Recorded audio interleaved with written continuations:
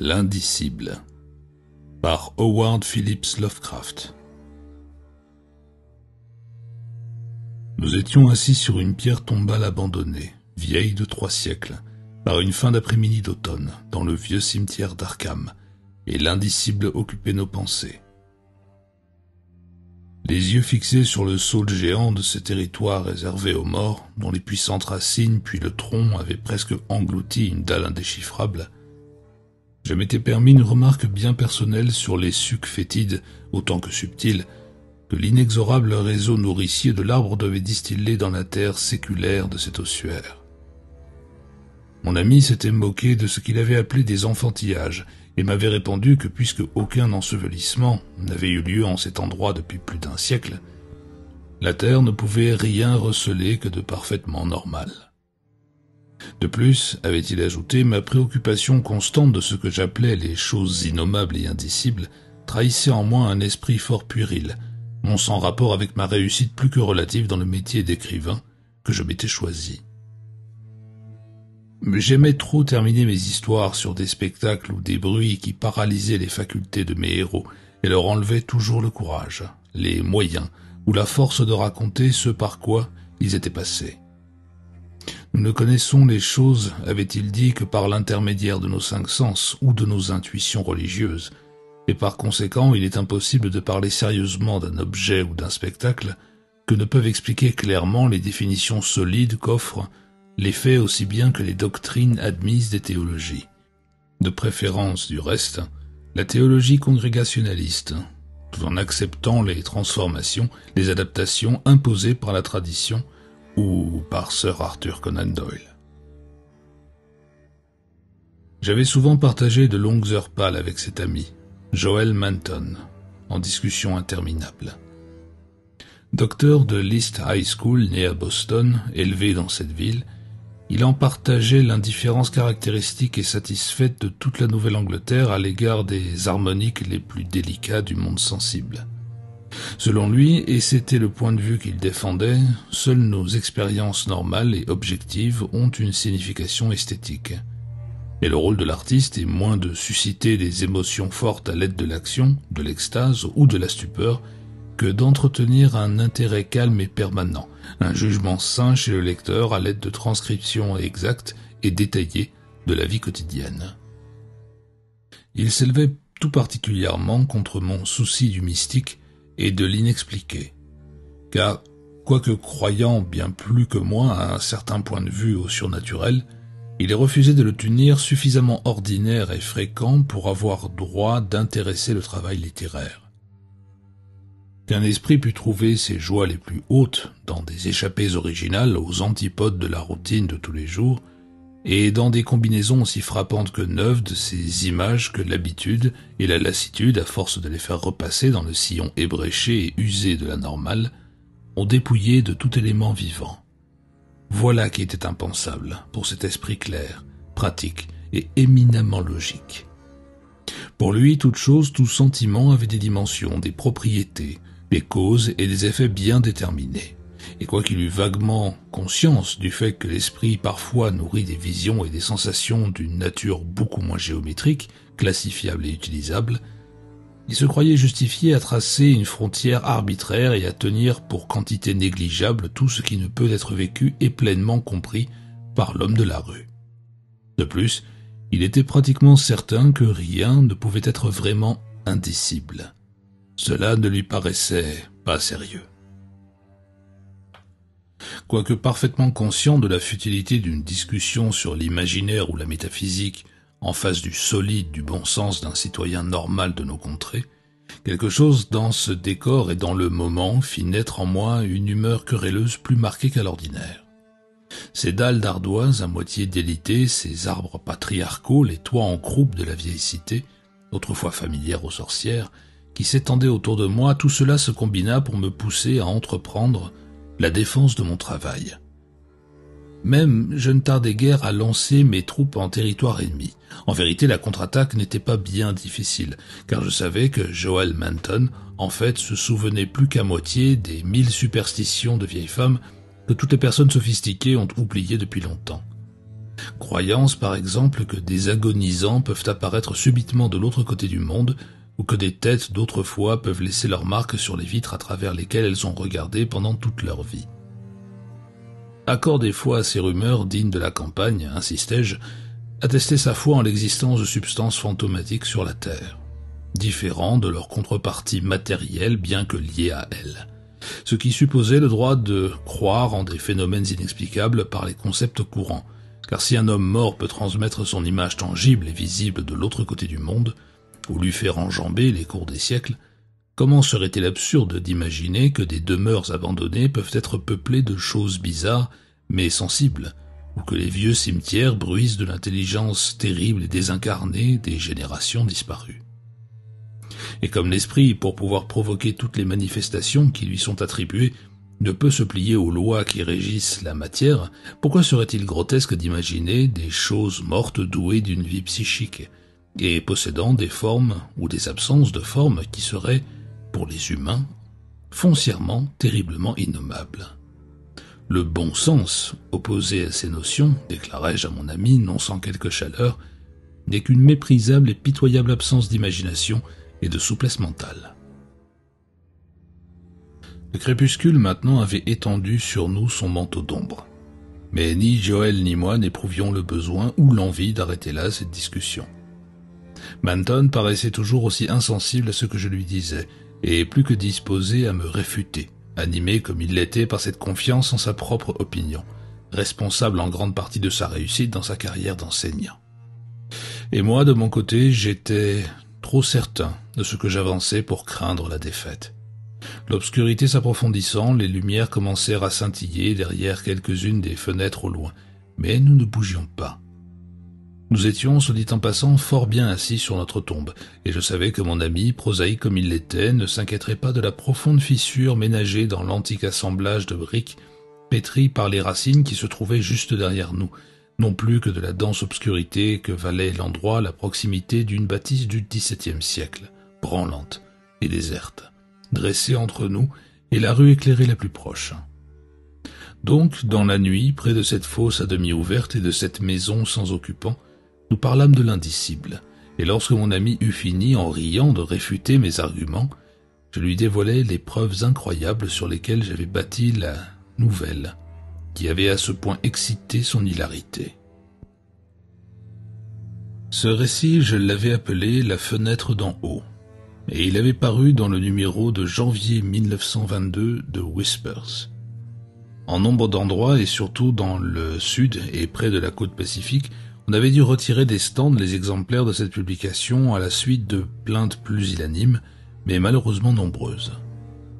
En Nouvelle-Angleterre, on ne s'était pas laissé impressionner, on s'était contenté de hausser les épaules devant ce qu'on avait appelé « mes extravagances ». Tout d'abord, avait-on dit, la chose était biologiquement impossible. Ce n'était qu'un de ces contes de vieilles femmes qu'on se chuchote dans les campagnes, et que Cotton Mather avait été assez crédule pour inclure dans ses Magnalia Christi Americana, ouvrage grotesque d'ailleurs, du reste, les preuves étayant ce récit étant si faibles et si douteuses que même Mather n'avait pas osé désigner clairement la localité où était censée s'être passée cette histoire à donner le frisson. Quant à la suite que j'avais donnée à ce récit, elle était parfaitement invraisemblable. Elle trahissait tout simplement l'écrivaillon travaillé par une imagination surchauffée et hantée par la spéculation systématique. Mather avait seulement dit que cette chose était née, mais il fallait vraiment n'être qu'un méprisable amateur de sensationnel pour avoir songé à la faire grandir et regarder la nuit par la fenêtre les gens et se cacher dans la mansarde d'une maison en chair et en os pour que finalement, des siècles plus tard, un être humain la distingue à une fenêtre et soit par-dessus le marché incapable de décrire ce qui a fait soudain blanchir ses cheveux. Tout cela n'était que de la bouillie pour les chats, et mon ami Manton ne m'avait guère caché son avis.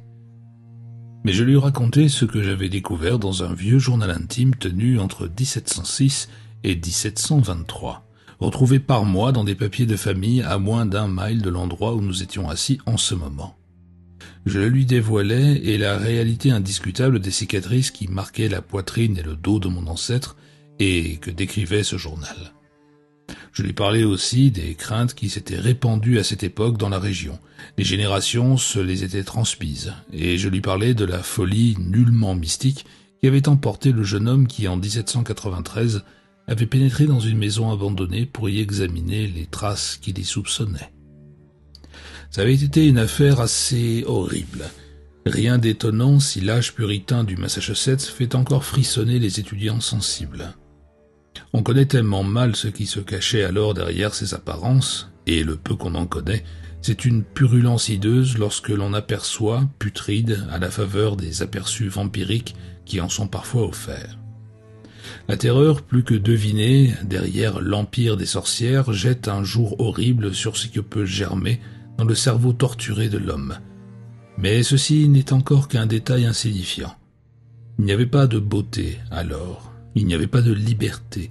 Ce qui nous reste de l'architecture et des objets de la vie quotidienne en ce siècle en témoigne, ainsi que les sermons venimeux de ces prêtres hargneux. Nous savons ce qui s'est caché à l'intérieur de cette camisole d'acier rouillé. C'était hideur aphasique, perversion sans fin et diabolisme vrai. Là, vraiment, se situa l'apothéose historique de l'innommable. Cotton Mather, dans son anathème, au démoniaque tome 6e de ses œuvres que personne ne doit lire la nuit tombée, n'a pas mâché ses mots. Aussi inflexible qu'un prophète juif, plus ferme dans son laconisme que nul ne l'a pu l'être en son temps, il dénonce la bête qui avait donné naissance à ce qui était plus qu'une bête et moins qu'un homme, la chose à l'œil douteux, et l'être pitoyable, hurlant et ivre, qu'on avait pendu parce que lui aussi possédait cet œil incertain.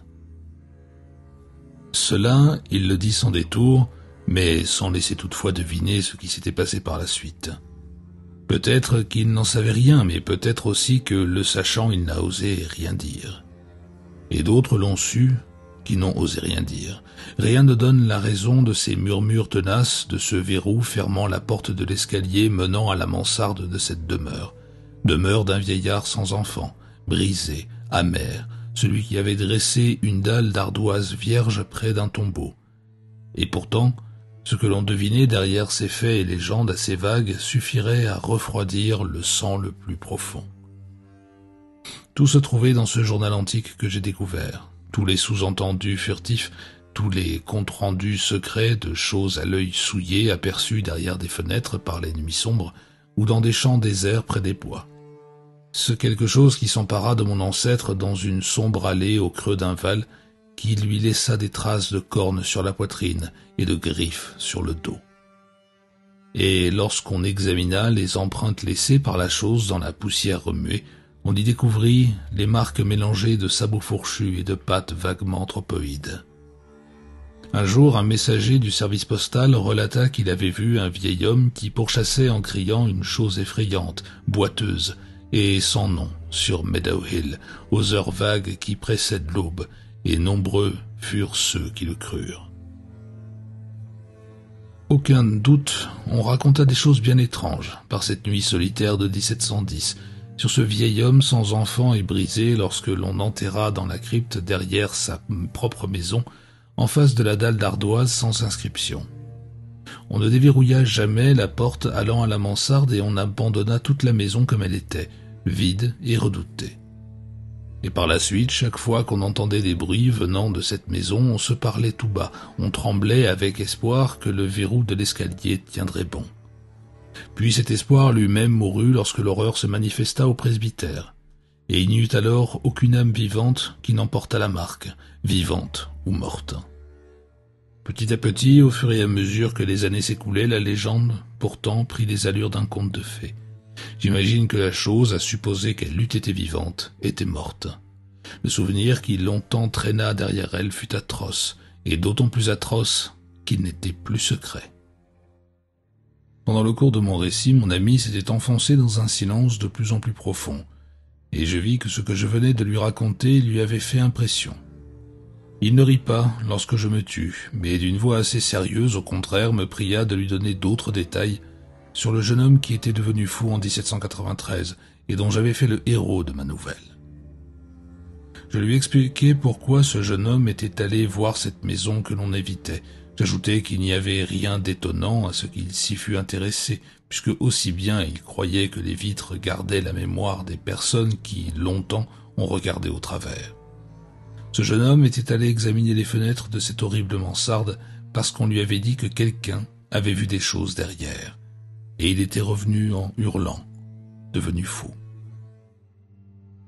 Manton, pendant que je parlais, resta silencieux comme réfléchissant, mais petit à petit son tour d'esprit analytique reprit le dessus. Il dit, pour le plaisir de discuter, qu'il devait y avoir eu réellement quelques créatures inconnues, mais il me rappela qu'il n'y avait aucune raison pour que les plus morbides perversions de la nature soient innommables ou indescriptibles aux yeux de la science. Je le félicitai autant de sa clarté d'esprit que de son entêtement.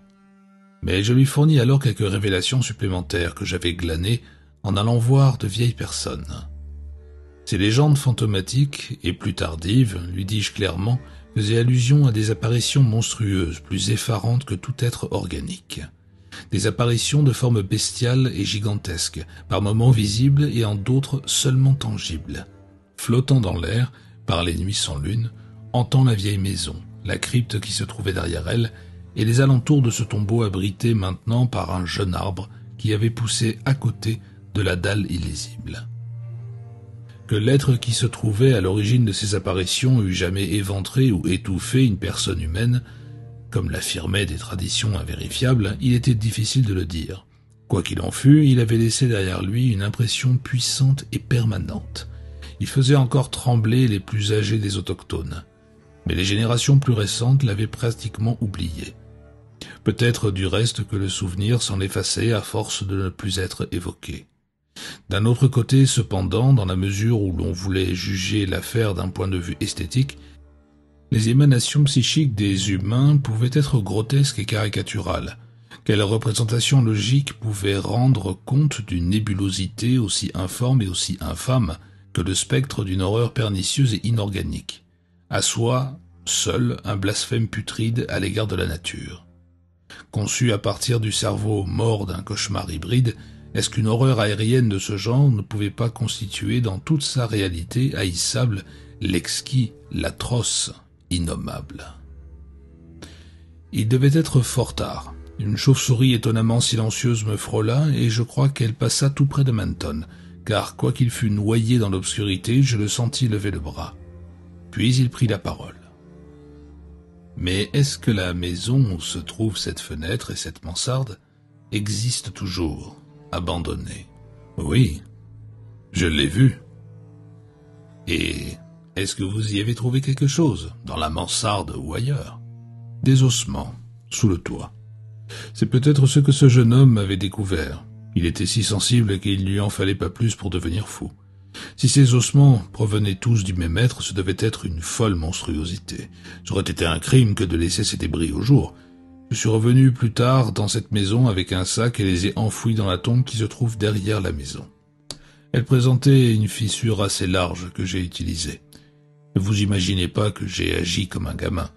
Si vous aviez vu ce crâne, il avait des cornes longues de 10 centimètres et en même temps une tête et une mâchoire assez proches de la vôtre ou de la mienne. J'avais réussi. Enfin, je sentais Manton qui s'était rapproché de moi, frissonner pour de bon. Mais sa curiosité était plus aiguillonnée que jamais. Et les vitres des fenêtres? Il n'y en avait plus une seule. Une des fenêtres avait perdu son cadre, aucune des autres n'avait conservé la moindre trace de vitre. Vous savez, ces petits carreaux, comme on en faisait autrefois, ces croisillons, avaient déjà disparu en 1700. À mon avis, il n'y avait plus d'un siècle que ces vitres avaient été brisées. C'était peut-être l'œuvre de ce jeune homme dont je vous ai parlé, à condition qu'il soit monté jusque-là. La légende ne le dit pas. J'aimerais bien voir cette maison, Carter. Où se trouve-t-elle? Vitre ou pas vitre, j'aimerais bien la visiter un petit peu. Et aussi la tombe où vous avez caché ces ossements. Et aussi cet autre tombeau qui ne porte pas d'inscription. Tout cela doit être quelque peu terrifiant. Vous l'avez vu, avant que la nuit ne tombe. Mon récit avait été plus efficace que je n'avais cru, car à ces paroles, à cet effet assez innocent, mon ami sauta en l'air, s'écartant brusquement de moi et poussa une sorte de cri octant qui traduisait parfaitement son état d'esprit. Ce fut un cri bizarre, et d'autant plus bizarre qu'on y répondit. En même temps que l'écho s'en apaisait, j'entendis comme un craquement dans l'obscurité dense, et compris tout de suite que c'était une fenêtre à croisillon qui s'ouvrait dans la vieille maison qui nous abritait de son ombre. Comme toutes les autres embrasures étaient depuis longtemps sans battant, je sus aussitôt que c'était la fenêtre démoniaque de la mansarde, la fenêtre sinistre et sans vitre qui venait de grincer. Puis tomba sur nous un courant d'air glacé mais violent et délétère, provenant de cette même direction inquiétante qui fut suivi d'un hurlement perçant poussé juste à côté de moi, toujours assis sur cette tombe abandonnée et pernicieuse où dormaient un homme et un monstre en un seul être. Une seconde plus tard, j'étais chassé de mon siège macabre par la poussée affolante d'une entité invisible, mais d'une taille qui devait être gigantesque et d'une nature impossible à préciser. Oui, je fus balayé comme une feuille, et je me retrouvai étalé sur le ventre sur le terreau travaillé par la circulation silencieuse des racines d'arbres, dans ce cimetière inhumain, tandis que de la tombe elle-même s'élevait un vacarme sourd de respirations étranglées et tourbillonnantes, à un point tel que mon imagination peupla aussitôt l'obscurité pourtant impénétrable de légions dantesques des damnés informes et impensables. Il y eut comme un maelstrom d'un vent desséchant, glacé, puis comme un fracas de briques et de maçonnerie qu'on ébranlait, mais heureusement, j'avais perdu conscience avant d'être en état de me rendre compte de la signification de ces bruits. Manton, quoique plus petit que moi, possédait plus de résistance physique. Tous deux nous rouvrîmes les yeux presque au même moment, bien que ses blessures fussent beaucoup plus graves que les miennes. Nos lits se touchaient, et quelques secondes après avoir repris connaissance, nous savions que nous étions au St. Mary's Hospital.